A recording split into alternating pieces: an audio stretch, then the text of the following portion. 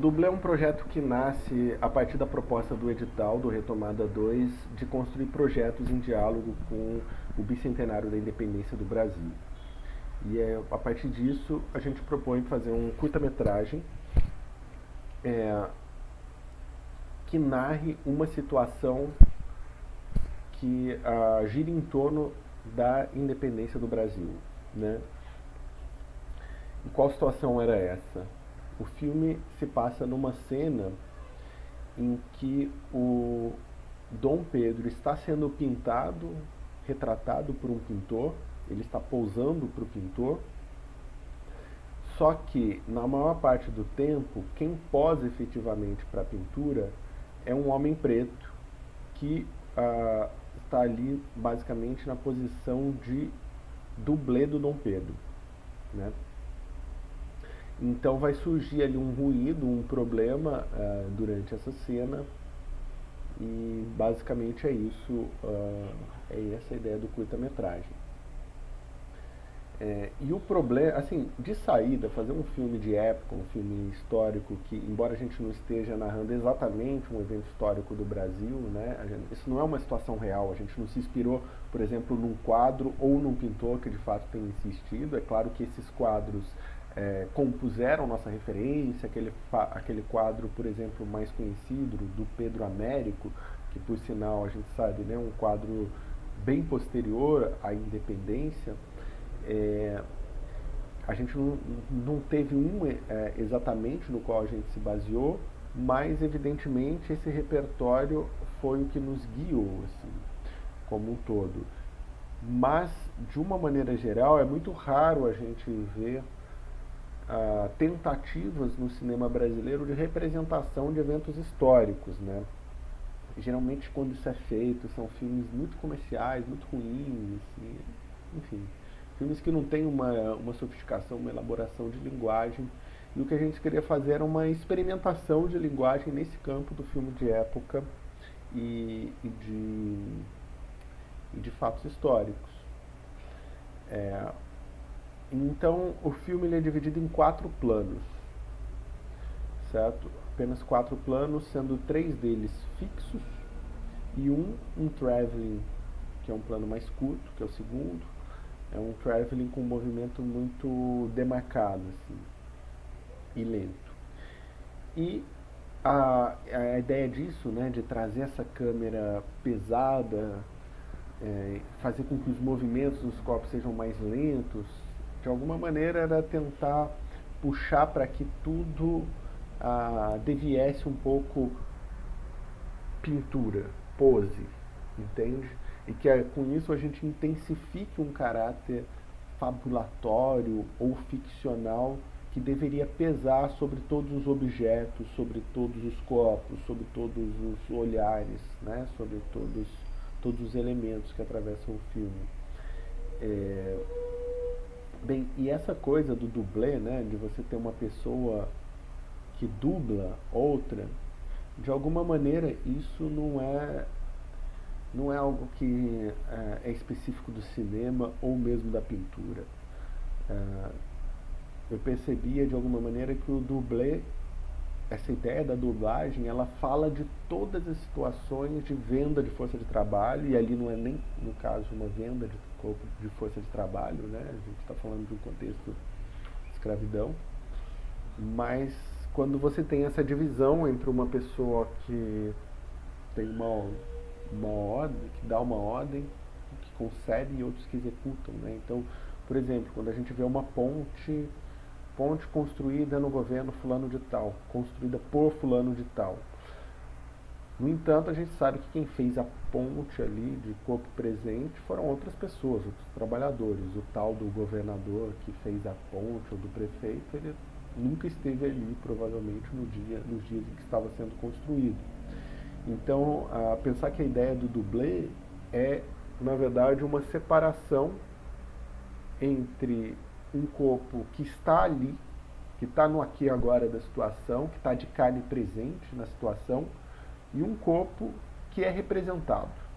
Então, essa dissociação eu diria, entre presença e representação.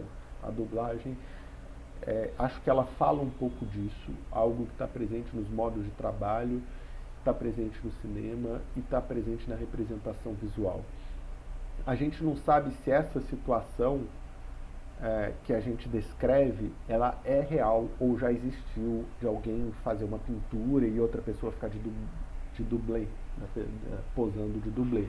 Mas é muito provável que tenha existido. E o que interessa é que ela é possível e que ela busca brincar com elementos da história a partir de fabulação, né?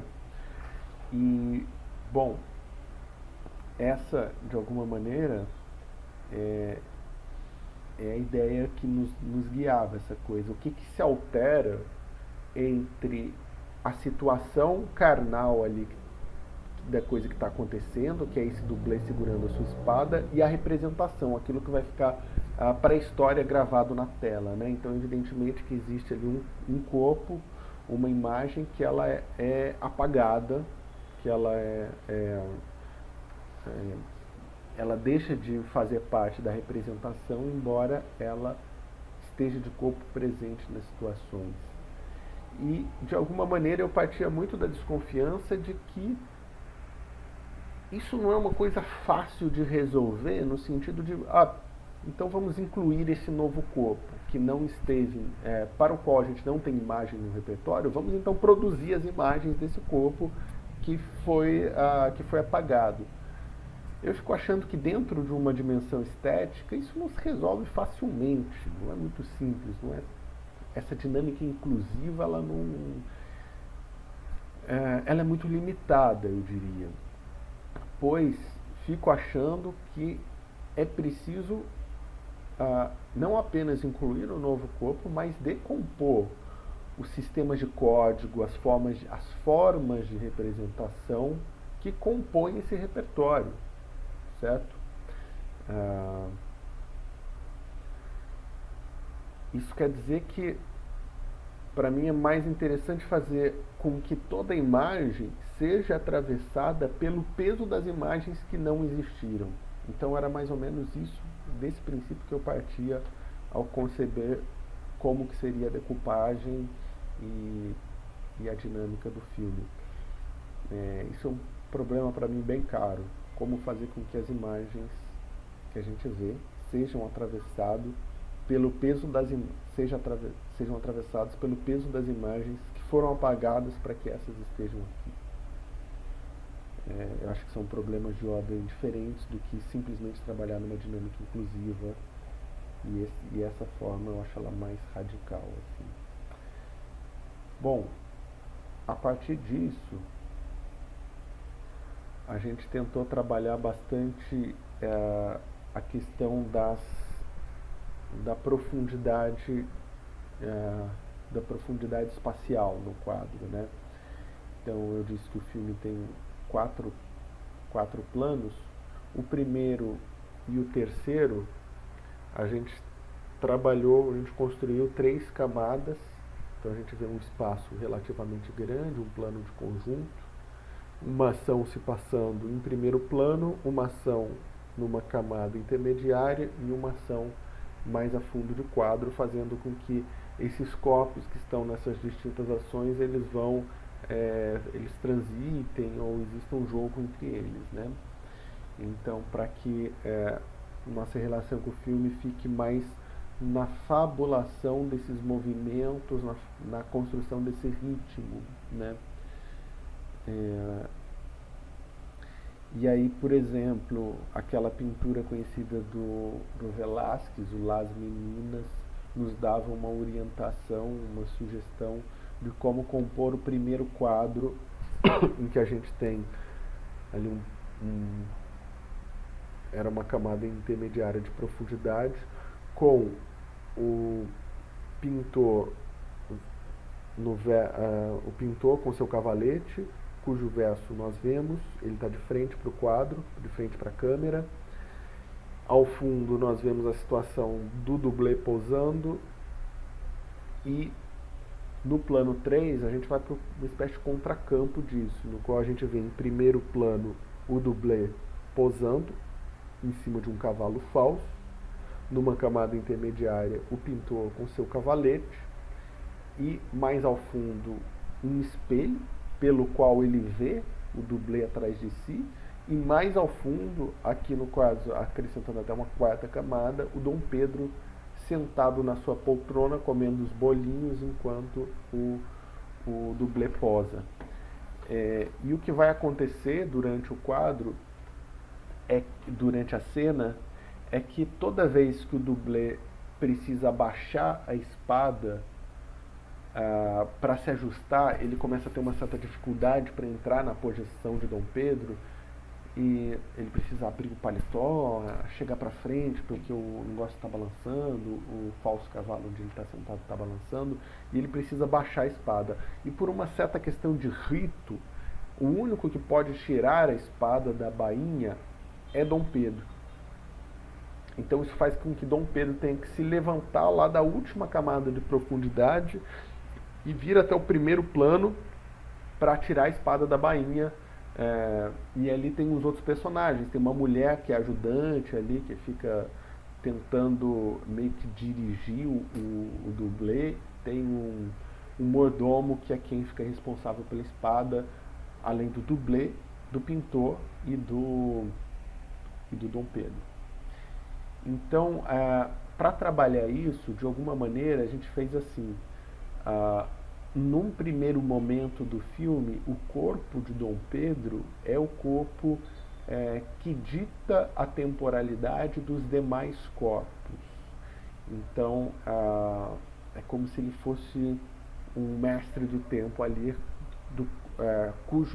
cujos ritmos todos os demais corpos têm que, de alguma maneira, procurar seguir. Então, é aquela coisa de imperador, né? O pintor pede para ele fazer um movimento, tem um certo delay entre o tempo, o pedido do pintor e o momento em que ele, o imperador, executa, como se ele escolhesse o momento em que ele vai fazer as coisas. Só que num segundo momento do filme, a gente vai fazendo com que o eixo dessa temporalidade mude de corpo para o corpo do dublê, do personagem, do homem negro que está na posição de dublê. Inclusive o próprio Dom Pedro passa a ficar em função do tempo dele, pois toda vez que ele abaixa a espada, o Dom Pedro tem que interromper a sua refeição, se levantar, andar até aqui para fazer para fazer ali o rito de tirar a espada da bainha. Então, esse conflito de ritmos, vamos dizer assim, que é em torno desse conflito de ritmos que a gente pensa em estruturar as cenas. E aí, claro, a gente está falando de uma sociedade super hierarquizada, né, que é essa sociedade brasileira, e a gente tentou trabalhar essa hierarquia como um elemento de uma certa ironia também no filme, né? Então, por exemplo, Dom Pedro é o único que pode tocar as espadas com as mãos, o Joaquim, que é o mordomo, tem que segurá-la tocando nela por um lenço, e o Amadou, que é o personagem do dublê, ele tem que segurar por um pano mais grosso, assim, que impeça o contato entre a pele e o metal da espada. O único que poderia ter o contato entre pele e espada seria Dom Pedro. Um papel razoavelmente semelhante é desempenhado pelo espelho, pois o espelho faz uma espécie de mediação entre o olhar do pintor e o olhar do corpo que está posando. Então, quando o Dom Pedro está sobre o cavalo, o falso cavalo, para eles marcarem as posições para a pintura, o pintor olha direto para Dom Pedro. Mas quando está Amadou, que é o dublê, ele olha para Amadou por meio do espelho, não fazendo o contato visual direto. Mas quando a situação começa a se complicar ao longo da cena, esse intermédio ali vai se quebrando. Então, mas o que era fundamental para mim era fazer com que o filme terminasse, que é o último plano, com essa imagem de como está o estado da pintura que o pintor está fazendo, em que a gente vê que assim, ele já pintou tudo, tá o cavalo, a espada, os elementos, o fundo, as nuvens, o chão, as plantas, estão tudo pintados. Só falta uma coisa, que é o corpo que está efetivamente segurando. Então, para mim, era meio como trazer essa ideia de que esse ruído que acontece, como se ele colapsasse essa representação e fizesse com que essa diferença que eu falava no início, entre que é a própria ideia de dublagem, entre o corpo que está de carne presente e o corpo representado, se essa diferença, esse gap entre os dois, ele se alargasse a ponto de que causasse um certo desarranjo na imagem. Então a ideia é essa, a gente só vê, quando a gente vê a pintura que está sendo feita, só tem um borrão onde tem um corpo e eu não posso dizer mais se o corpo que está ali é o do Dom Pedro ou o corpo de Amadou, e a pergunta é qual corpo vai ser representado, como deve ser esse corpo que vai ser representado. Essa questão que o filme, por fim, tentaria deixar, né? E assim, em termos de referência, os filmes do Albert Serra, por exemplo, foram interessantes para nós no processo, assim, sobretudo a morte de Luís XIV. Evidentemente não pela situação encenada, mas por se tratar de um filme de época e por um certo ritmo, por um modo como ele trabalha essa relação dos corpos com os objetos e dos corpos com o quadro, com a cena como um todo, assim, em que parece que tudo é carregado de uma certa alta densidade, de uma alta densidade de ficção, cada movimento, cada corpo, cada objeto, é como se fosse algo muito suspeito, assim, que guarda uma grande capacidade fabulatória. Então, a ideia era carregar os objetos de uma suspeição fabulatória, assim. Enfim. E evidentemente aí usar, por que carregar da ficção, né? Carregar de ficção, porque de algum modo a nossa aposta é que a ficção seria essa forma de fazer emergirem histórias com E, fazer emergirem histórias que a história com H maiúsculo não foi capaz de incluir. Certo? Então a ideia era basicamente essa.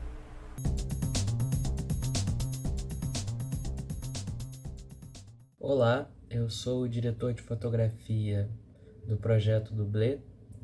Meu nome é Guilherme Souza. O projeto Dublê foi dirigido pelo Eduardo Brandão, Eduardo BP. E eu vim aqui trazer um pouco do que foi o processo para a direção de fotografia nesse projeto.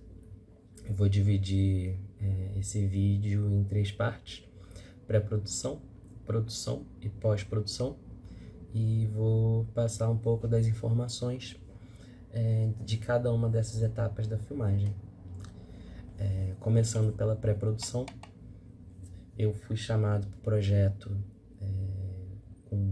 num período próximo da filmagem, mais ou menos um mês para a filmagem,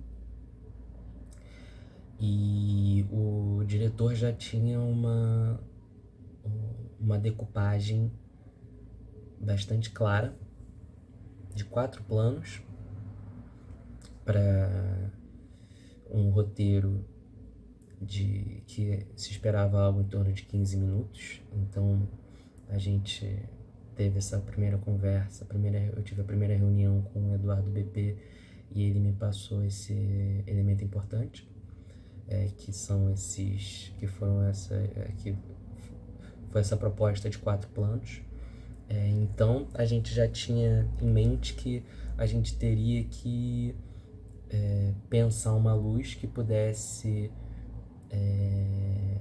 servir para planos de estilo tableau, bem abertos, com encenação dos personagens dentro do quadro, movimento dentro de quadro, profundidade de quadro, com os personagens do filme se movendo pelo quadro, né? Com um enquadramento razoável, né? Cortando ali no joelho, com o corpo presente no quadro.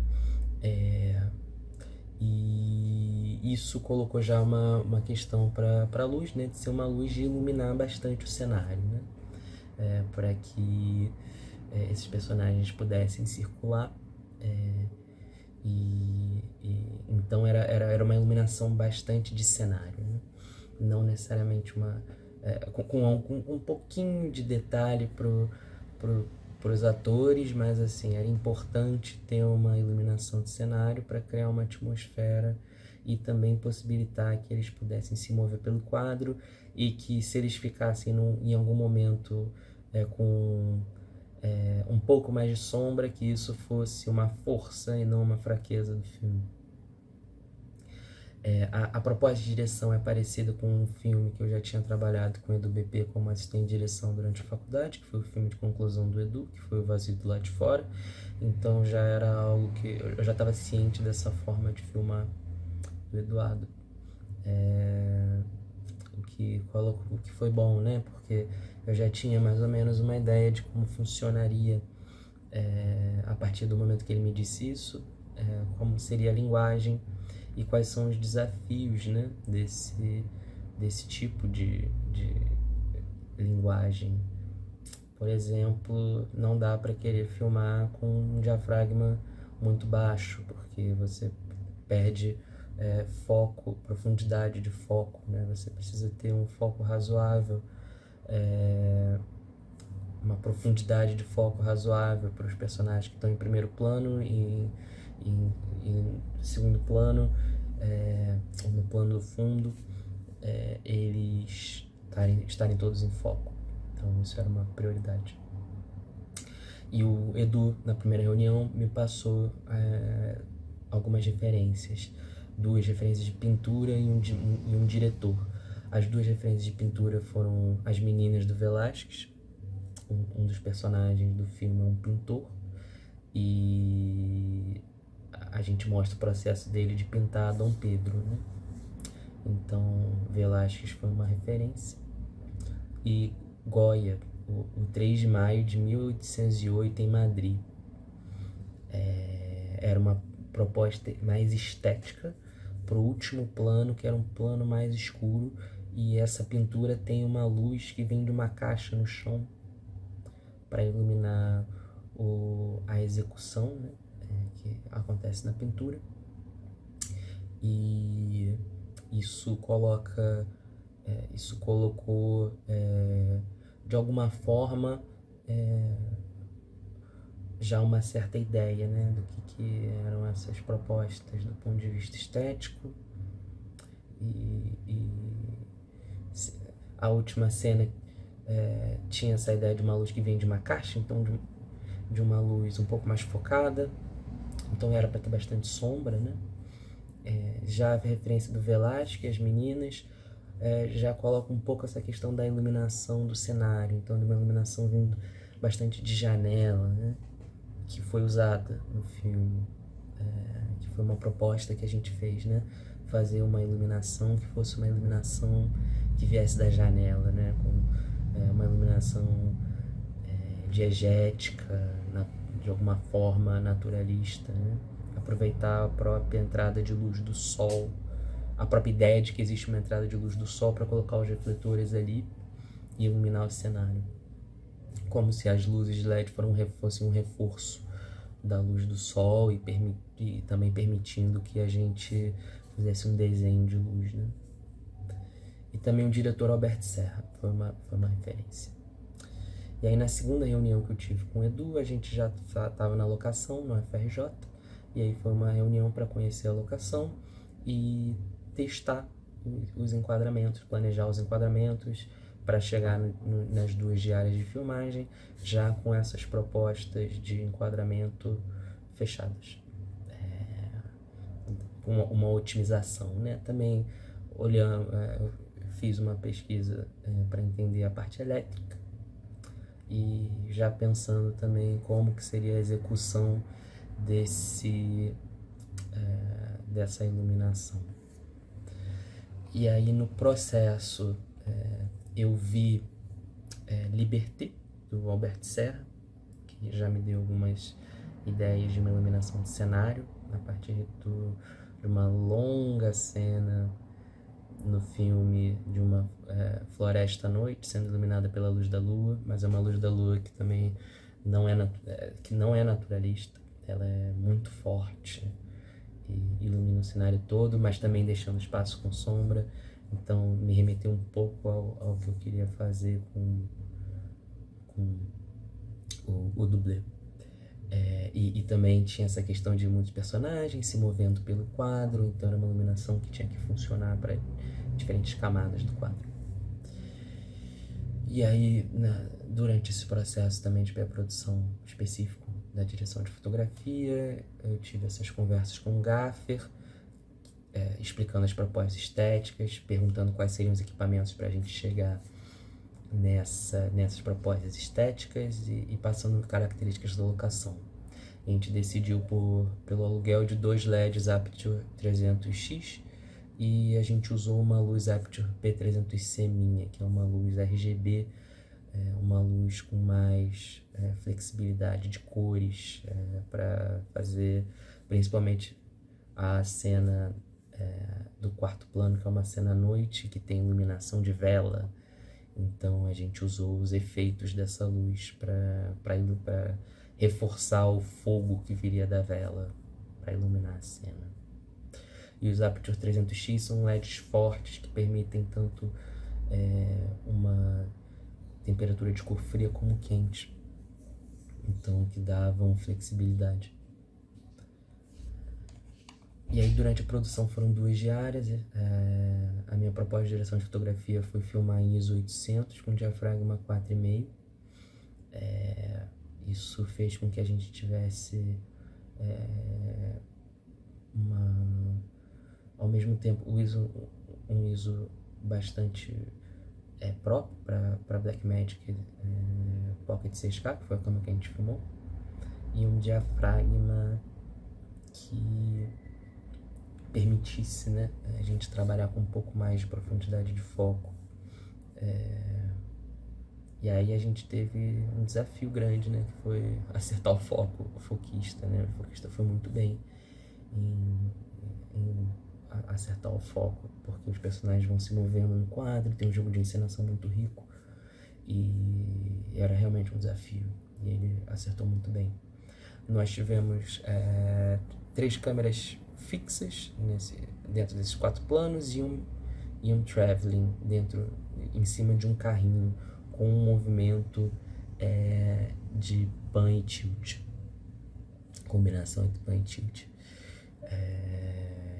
Então foram esses os planos que a gente fez, mantendo basicamente a iluminação tanto nos planos de câmera fixa, nos 3 primeiros, né, tirando da noite, que era uma iluminação diferente. Nos 3 primeiros a gente razoavelmente manteve a iluminação, principalmente vindo da janela, e mesmo no traveling a gente conseguiu razoavelmente manter a iluminação. No último plano, para passar a ideia de que o personagem está se movendo com uma vela, a gente moveu o LED P300C num tripé, para passar essa ideia de que a luz está se movendo, já que seria uma vela que está na mão do personagem. Na pós-produção, eu tive uma primeira reunião com o Eduardo BP para discutir ideias estéticas para o filme. Eu mostrei algumas opções de como eu trabalho a correção de cor, eu fui também colorista do filme. E aí, quando eu estava mostrando como eu trabalho, o Edu falou, essa cor que eu quero. Eu estava só mostrando uma proposta, né? Mas também mostrando como eu trabalho, e ele gostou do que eu estava mostrando, que era não necessariamente uma ideia final, mas mais mostrar como eu trabalho. Então a gente conseguiu chegar rapidamente numa proposta estética de tratamento de cor para pós, um tom alaranjado, preservando os tons de pele, para dar a ideia de algo antigo, mas ao mesmo tempo ele não quis que a imagem tivesse grão, não, para puxar para a imagem de película, queria que a imagem ficasse no digital, para trazer um pouco do anacronismo temporal que está também na encenação, que está também no cenário. E então foi um processo de pós-produção bem tranquilo. foi esse o processo.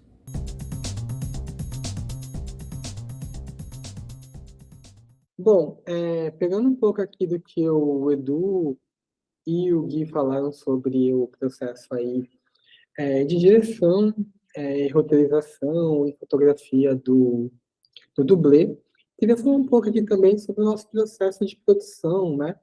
E tentando aqui refletir um pouco como esse processo de produção que a gente desenvolveu pode ajudar, de alguma forma, outros projetos de curta-metragem, de baixíssimo orçamento, como foi o nosso, e que esteja relacionado aí a temáticas de filme de época, né?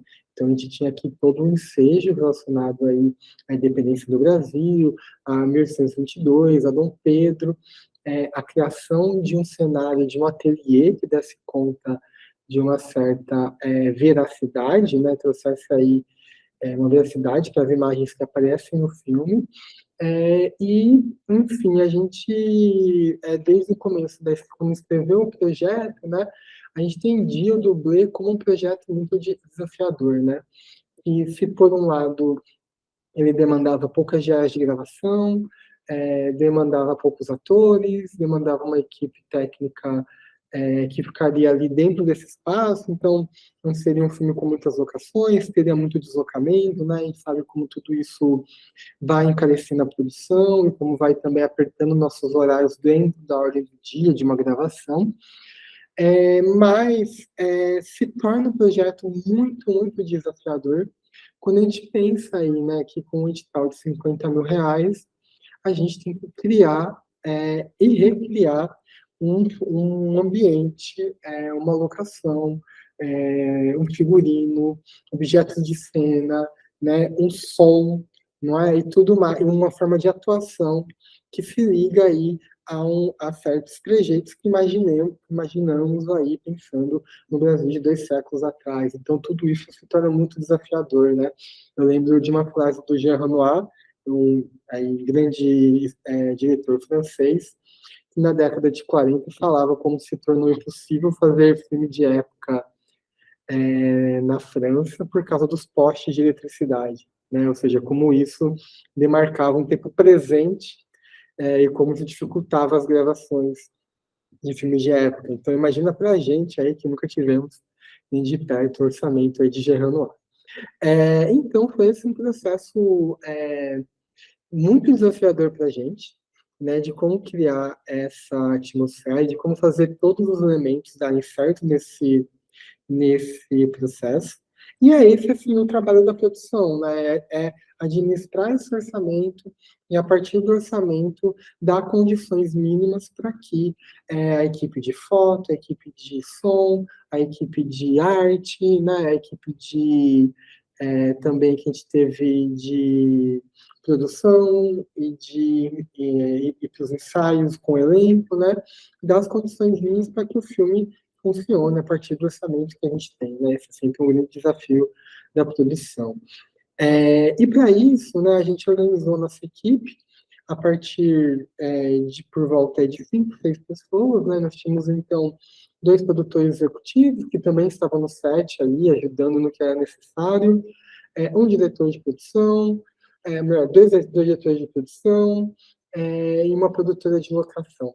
Então, a partir disso, a gente sentiu também tranquilidade com esse tamanho de equipe, de organizar aí todas essas dinâmicas de set, né? Imaginem vocês, né? Fechar uma locação para uma gravação e, a partir dessa locação, você ter que construir um cenário do zero, né? Quase que você está fazendo um filme em estúdio, né? Ou seja, se você faz um filme numa casa, um filme contemporâneo, né? Quando a gente vai procurar a locação, a gente vai ficar mapeando, tem esse objeto aqui que pode usar, esse móvel aqui que é importante, esse quadro. Então, isso vai diminuindo os investimentos da produção, né? No sentido de trabalho físico mesmo, para conseguir as demandas que o filme precisa, né? Bom, diante disso, né, o primeiro desafio que todo filme tem, e principalmente nos curtas-metragens, que a gente nunca tem dinheiro para pagar isso, é a busca por locações, né? Então, o dublê tinha apenas uma locação em seu roteiro, que é desafiadora, mesmo por ter essa uma locação que trouxesse elementos de época, né, minimamente aí que desse para sugerir um Brasil de 200 anos atrás, né, e um Brasil reinado, né, um Brasil, então, alto, alta classe, né, então, cheio de pompa, então, essa é uma questão. E também reproduzisse aí, de alguma forma, um ateliê do século XIX, né, que é onde o Dom Pedro vai lá para pintar o seu retrato. Então, nesse momento, assim, a gente fez uma primeira pesquisa de locação, buscamos locações que pudessem ter a ver com o projeto. Então, a gente foi essencialmente em museus, em faculdades, em bibliotecas e por aí vai. A gente fez contatos com o Museu do Ingá, com o Museu Antônio Parreiras, que tem um ateliê lindo com o quadro deles, ainda com quadros do pintor em Niterói. Também falamos com a Faculdade de Arquitetura da UF, com a Biblioteca Parque em Niterói, que tem um salão que abriga a Sociedade Fluminense de Letras, e também com o Centro Cultural do Correios. Então, foi esse o processo que a gente foi desenvolvendo. Começamos essas tratativas e fomos vendo as condições de realização, tanto financeira quanto de dados para a gente, até que a gente se deparou com o Salão Dourado, que fica no campus da Praia Vermelha da UFRJ. E aí, quando a gente bateu nesse salão, a gente falou, nossa, aqui é a locação que funciona para a gente, que a gente gostaria de gravar aqui.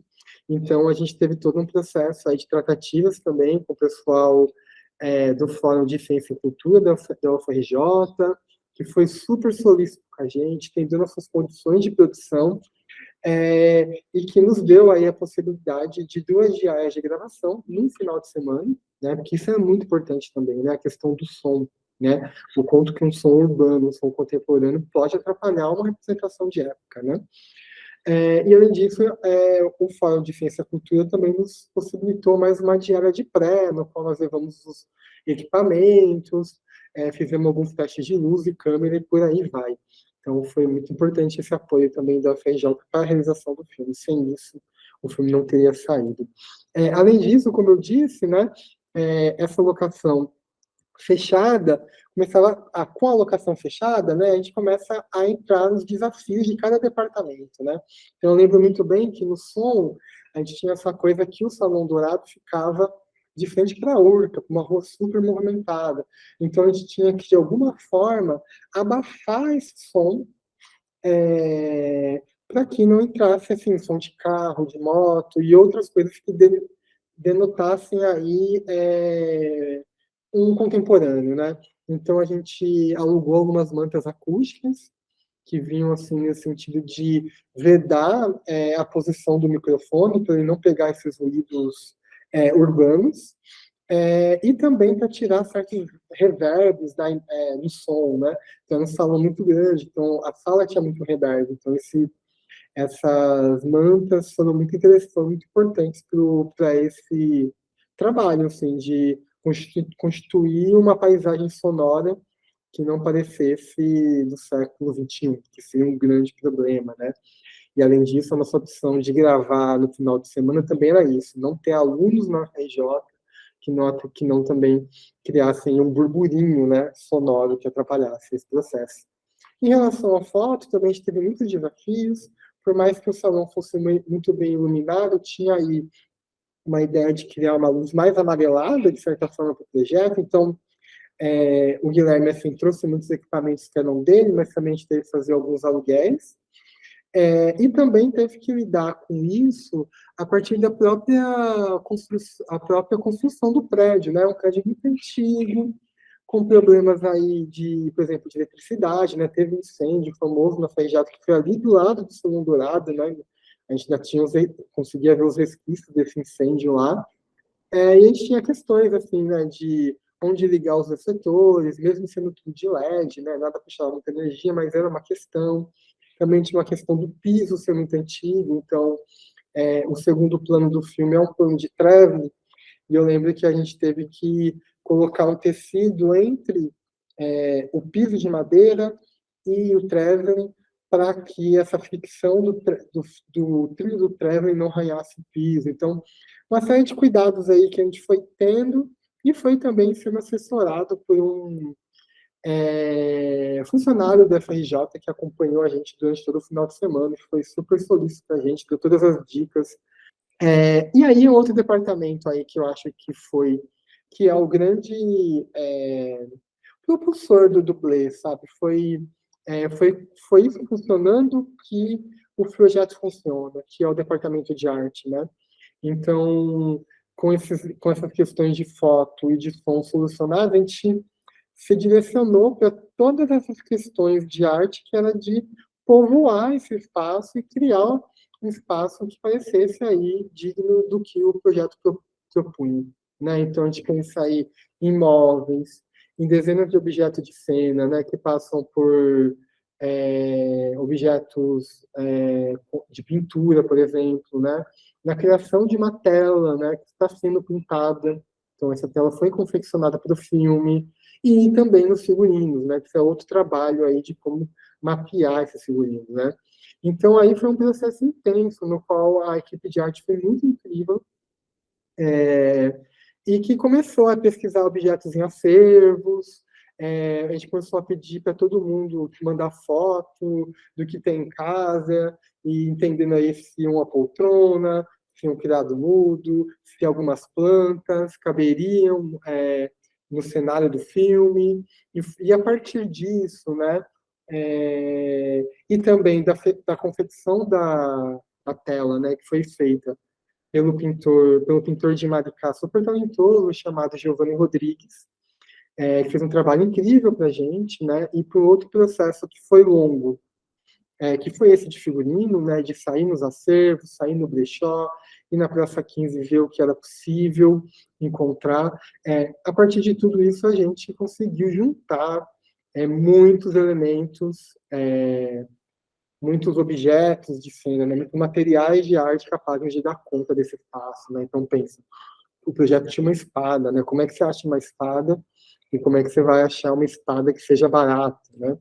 No projeto também tinha uma questão que era um cavalo, né? Onde o Dom Pedro ficava em cima para pousar para o quadro, né? Que é tipo aqueles cavalos com alças que a gente tem na ginástica artística, né? E aí, como é que você acha um cavalo desse? Como é que você produz isso, né? E aí, enfim, a gente vai criando outras alternativas, né? No caso do cavalo, a gente fez com dois bancos, colocou um pano e uma sela por cima, e acho que super funcionou aí para onde o Dom Pedro e depois o ator que faz o escravo, né? Sentam para pousar para o quadro. Enfim, então foi tudo isso, foi levando a gente, né, a levar todo esse material para lá, então todo investimento físico também, né, de carregar isso pelos corredores, então o acesso não era muito perto, então eu lembro que a gente tinha carrinhos e carrinhos de materiais para carregar, então foi muito sofrível, mas enfim, passou. E, enfim, aí demos conta de fazer essa gravação e a de produção nos prazos que nos propomos, e nos últimos meses trabalhamos aí no intuito de... Então, nesse processo de pós, nós tivemos aí edição de som e imagem, correção de cor, mixagem, não é tudo o lettering e os créditos, né, do jeito que está ali, que vocês viram no filme que foi exibido no YouTube, e também alguns efeitos especiais que foram necessários, assim, para tirar algumas coisas que estavam nas paredes. Então, por exemplo, tinha um cadeado que a gente não conseguia tirar.